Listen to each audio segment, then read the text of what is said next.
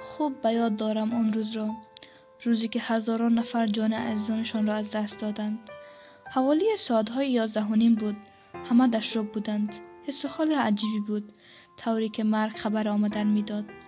با هر لرزش فکر میکردی هر آن امکان دارد یک ساختمان فرو بریزد و دیگر زنده نباشی. چندین شب را هراتیان در کوچه و در شب سر بردند. شهر خاموش بود و دیگر از آن جنب و جوش خبری نبود.